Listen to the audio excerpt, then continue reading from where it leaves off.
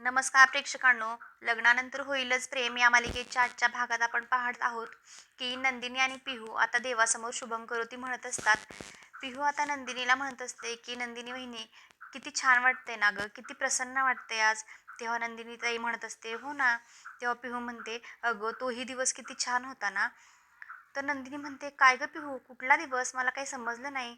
तेव्हा आता पिहू म्हणते की अगं तो दिवस नाही का, ज्या दिवशी आपण दोघींनी पूजा केली होती. पण माझंच चुकलं हं नंदिनी वहिनी, त्या दिवशी मी तुझ्या बाजूने नाही बोलू शकले.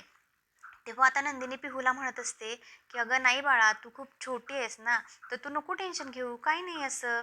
तर पिहू म्हणत असते, नाही गं माझंच चुकलं. त्या दिवशी ना माझ्यामुळं तुझ्यावरती अशी वेळ आली, तुला तोंडावर पडावं लागलं.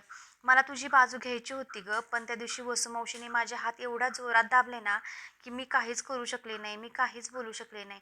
तेव्हा नंदिनी म्हणते, हो इट्स ओके बाळा, तू लहान आहेस ना, तू नको टेन्शन घेऊ या गोष्टीचं.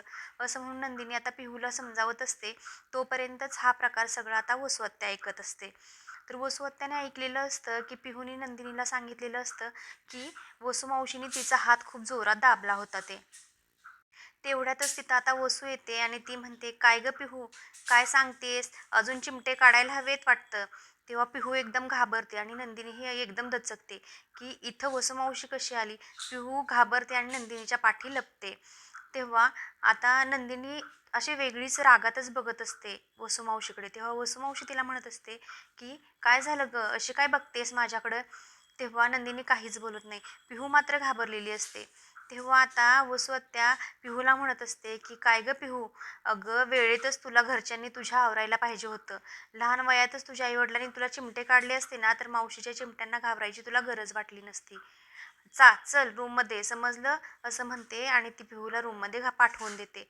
आता मात्र नंदिनी वसुहत्याकडे रागातच बघत असते. ती म्हणते, काय गं नंदिनी, त्या दिवशी तर मोठी तावात उभी होतीस देवापुढे, सगळ्यांना आरती देत होतीस, आता काय झालं, आता एकटी पडलीस ना.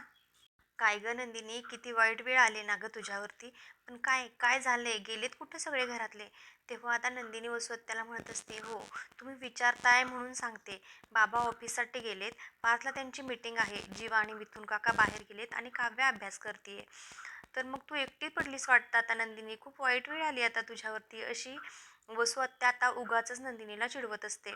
तर नंदिनी म्हणत असते की हो, माझं एक काम कराल का वसुहत्या, एवढी चिठ्ठी आहे ना, म्हणजे या चिठ्ठीमध्ये अंगारा आहे, तर तो आईंजवळपर्यंत पोहोचवाल का. तेव्हा आता वसुहत्या तिला म्हणत असते, बघ ना किती घाणेरडी वेळ आली तुझ्यावरती, की तुला तुझ्या सासूसाठी एवढं काही करावं वाटतंय, पण तुला तिच्या रूममध्ये जायची सुद्धा परवानगी नाही आहे. तेव्हा आता नंदिनी वसुहत्याला म्हणत असते की वसुहत्या, माझ्यासाठी एवढं कराल का प्लीज. मी जर तुमच्यासाठी काही केलं असेल ना आजपर्यंत, तर एवढी चिठ्ठी प्लीज फक्त माननी आईंजवळ पोहोचवा म्हणून. तर तेव्हा वसुहत्या तिला म्हणत असते की तू हात जोड आणि प्लीज म्हण, तरच मी तुझं हे काम करेन.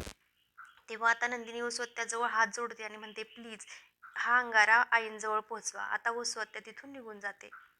आता वसू आता इकडे मानिनीच्या रूममध्ये आलेली असते आणि मानिनी फोनवरती तिच्या आईसोबत बोलत असते.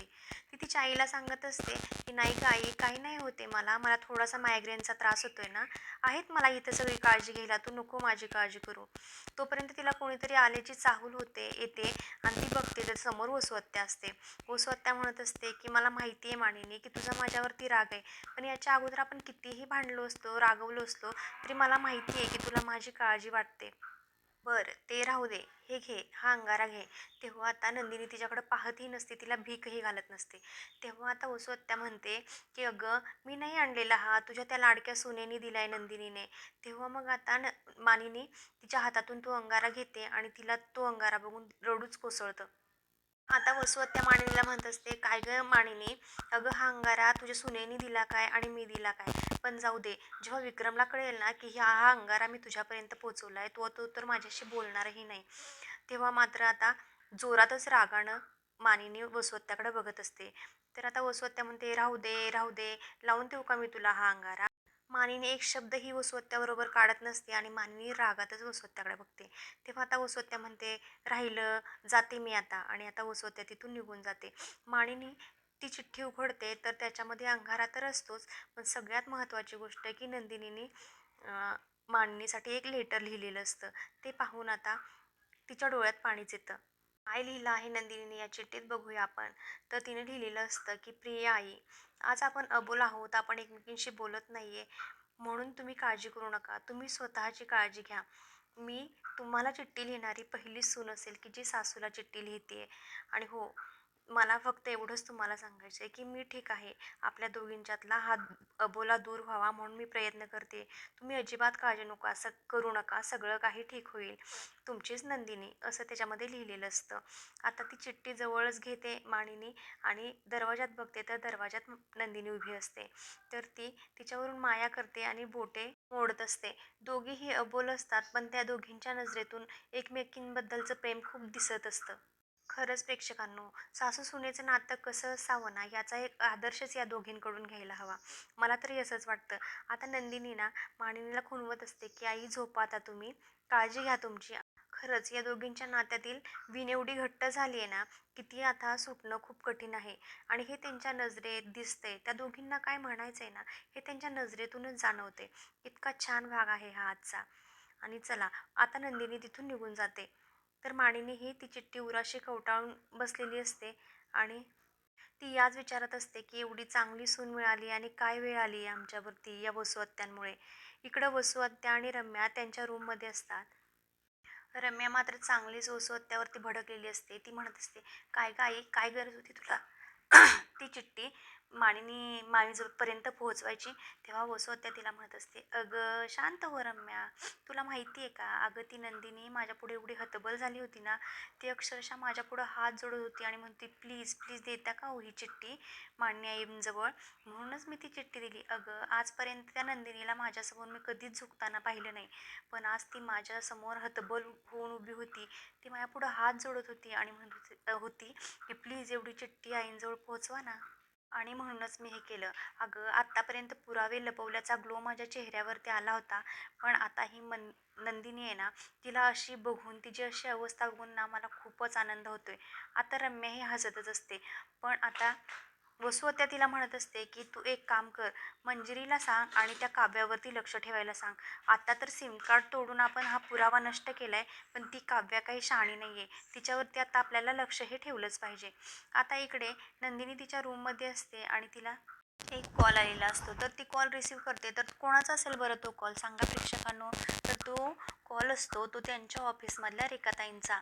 तर त्या रेखाताई तिला म्हणत असतात, नंदिनी अगं बघ ना, मी आता हॉस्पिटलमध्ये आहे. माझ्या भावाच्या बायकोची डिलिव्हरी झाली आहे आणि तिला मुलगा झाला आहे. तर नंदिनी तिला म्हणत असते, अरे वा, छान, चांगली गोष्ट आहे नाही, पण तुमचा आवाज असा का येतोय? तेव्हा आता त्या म्हणत असतात, बघ ना गं, त्या मुलाची आता एक सर्जरी करावी लागली आणि ती सर्जरी ना थोडी फेल झाली आहे. आता बाळाला काचेमध्ये ठेवलं आहे. तेव्हा आता नंदिनी त्यांना म्हणत असते, तुम्ही नका काळजी करू रेखाताई, सगळं काही ठीक होईल. आणि हे बघा, मी तुम्हाला फोनवरून काहीही सांगू शकत नाही. मी फोनवरून किती सांत्वन करणार आहे ना तुमचं. तर तुम्ही मला तुमचा ॲड्रेस पाठवा, मी तिथं लगेच येते. आणि तुम्ही अजिबात काळजी करू नका, बाळालाही काही होणार नाही आहे. तेव्हा आता रेखाताई म्हणत असतात, नाही गं नंदिनी, मला आता जरा तुझी खूपच आठवण आली. मला खूपच कसं तरी होत होतं. मला एक कशाची तरी भीती वाटत होती. तेव्हा नंदिनी म्हणत असते की तुम्ही नका काळजी करू, तुम्ही मला लवकरात लवकर ॲड्रेस पाठवा बरं. तेव्हा आता त्या तिला ॲड्रेस सांगणारच असतात. तोपर्यंत तिथं सँडी येतो आणि सँडी त्यांच्या हातातील मोबाईल हिसकावून घेतो आणि फोन कट करतो. तर तेव्हा आता त्या रेखाताई म्हणत असतात, काय रे सँडी, तू का माझ्या हातातून असा मोबाईल हिसकावून घेतलास? काय पद्धत झाली काही?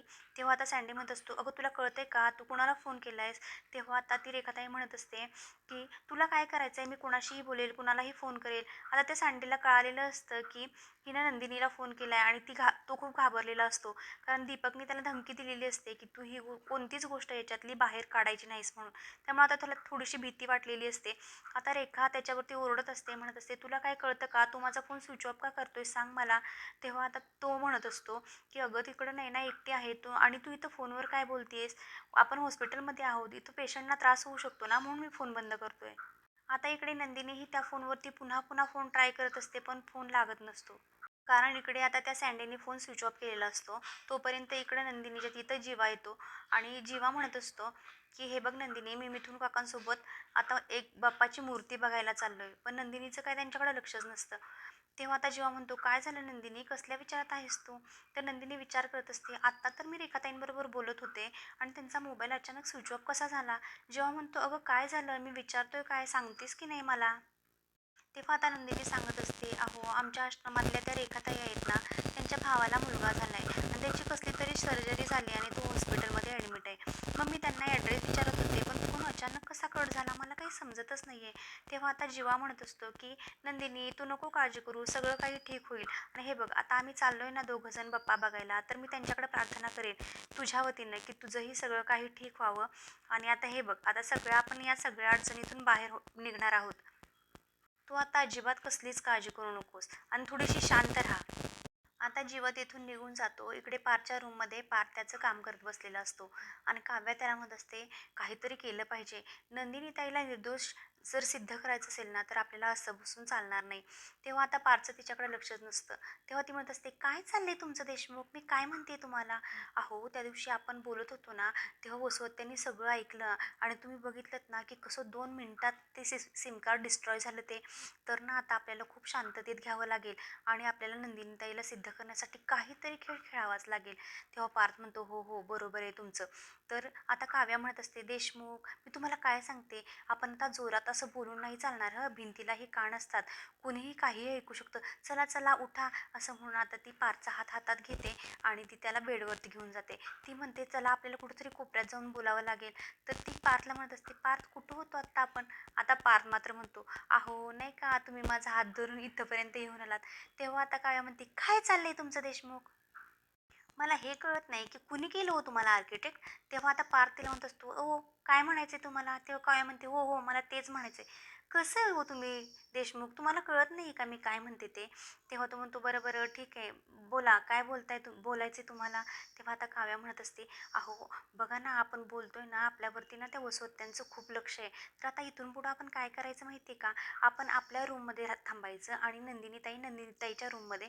आणि ती जीवा असं म्हणणारच असते, पण ती म्हणते नाही, जन्मेचे असे म्हणते. ती ती दोघं त्यांच्या रूममध्ये राहतील आणि आपण जे काही डिस्कशन करायचं आहे ना, ते आता फोनवरती करायचं. हे बघा हा जो माझ्या हातात फोन आहे ना, याच्यावरती आपण सगळं बोलायचं. तेव्हा आता पार्थ म्हणत असतो, म्हणजे काय म्हणायचं तुम्हाला? तेव्हा आता काव्य म्हणत असते, काय हो देशमुख तुम्हाला साध्या साध्या गोष्टी कशा कळत नाहीत? मी काय सांगते हळू बोला म्हणते ना तुम्हाला, भिंतीलाही कान असतात. त्या वसवत्या सगळं ऐकतायत, तुम्हाला कळत नाही आहे का? तेव्हा आता पार्थ म्हणत असतो, हो हो तुम्हाला सांगितलं ना, चला बसा इथं कोपऱ्यात बोला काय बोलायचंय. तेव्हा आता काव्या म्हणत असते, अहो आता आपल्याला ना खूप अलर्ट राहायला पाहिजे आणि आपल्याला जे पुरावे मिळवायचे आहेत ना, तर ते आपण इथं बसवूनच मिळवायचे. कुणालाही कळता कामा नये की आपण काय करतोय ते. चला आता आपण फोन करूया. आणि ती फोन घेते आणि ती इकडे नंदिनीला कॉल करत असते. आता काव्याने नंदिनीला कॉल केलेला असतो आणि इकडे नंदिनी आणि जीवा दोघेही कॉल उचलतात आणि ते म्हणत असतात, काय ग काय काव्या कशासाठी फोन केलायस? तेव्हा काव्या म्हणते, नाही ताई मी सांगते ते शांतपणे ऐकून घे. आतापासून ना आता आपण असंच फोनवरती बोलायचं. तेव्हा नंदिनी म्हणते, का कशासाठी? तेव्हा आता काव्या म्हणते, अगं ताई तू पण या देशमुखसारखी वेडी आहेस का? मी काय सांगते, अगं त्या दिवशी आपण चौघं एकत्र होतो आणि तेव्हा नाही का त्या सगळं ऐकत होत्या आणि आपण कॉल केला तेव्हा तो लागला. पण थोड्या वेळानंतर तो फोनच बंद झाला, ते कार्डच डिस्ट्रॉय झालं. तेव्हा नंदिनी आणि जीवाही विचार करतात, हो. तेव्हा आता काव्य सांगत असते, की हे बघा आता आपण कुठलंही डिस्कशन असेल ना, तर हे फोनवरच करायचं. आम्ही दोघं आमच्या रूममध्ये थांबतो आणि तुम्ही दोघं तुमच्या रूममध्ये. आता जीवा आणि नंदिनी ही एका कोपऱ्यात जाऊन बोलत असतात. आता जीवा म्हणत असतो, की नक्की आपल्याला काय करायचं आहे? तेव्हा आता पार्थ म्हणत असतो, की आपण असं आता कोपऱ्यात जाऊन एकमेकांशी बोलायचं. फोनवरती सगळं डिस्कशन करायचं म्हणजे कुणाला कसलाच शंका येणार नाही. आता आजचा भाग हा इथंच संपला प्रेक्षकांनो आणि उद्याच्या भागात आपण बघणार आहोत. उद्याचा भाग खूप इंटरेस्टिंग दाखवला आहे, कारण उद्या या सगळ्यांना पुरावा सापडणार आहे. तर उद्या बघा ही चौघंही त्यांच्या लग्नाचा अल्बम घेऊन बसलेली असतात आणि त्यांना त्या अल्बममध्ये फोटो एक मिळतो. तर तो फोटो असतो, की नंदिनीला जेव्हा ती लोक घेऊन जात असतात ना, तर त्यावेळेचा फोटो असतो आणि काव्याने ओळखलेलं असतं की तो कोण आहे. जो दुसरा मुलगा असतो ना, जो दीपक सोबत असतो, तर तो त्या नैनाचा नवरा, जो हॉस्पिटलमध्ये काव्याने पाहिला होता. तर हे आता काव्यानं ओळखलेलं असतं. पण या तिघी बघा आता काय करतायत, त्या तिघी तो फोटो काढून घेऊन येतात आणि तो फोटो जाळायचा प्रयत्न करत असतात. पण देव ही त्यांची काही साथ देत नाही आणि तो फोटो जळत नाही. मग त्या दोघी फोटो फाडतात आणि टाकतात कुठं, तर डस्टबिनमध्ये. आता ही चौघंही खूप हुशार आहेत. आता ही चौघंही तो फोटो घेऊन येतात आणि तो फोटो नंदिनी व्यवस्थित जोडते आणि काव्या म्हणते, हो मी ओळखले याला. अगं हा तर त्या नैनाचा नवरा आहे ना, ज्याला आम्ही हॉस्पिटलमध्ये ॲडमिट केलं होतं. आम्ही बघितलं याला. आणि आता मात्र या चौघांकडेही खूप मोठा पुरावा हाती लागलेला असतो. अशाच या मालिकेच्या डेली एपिसोडसाठी आपल्या चॅनेलला नक्की सबस्क्राईब करा आणि व्हिडिओ आवडला असेल तर लाईक करायलाही विसरू नका.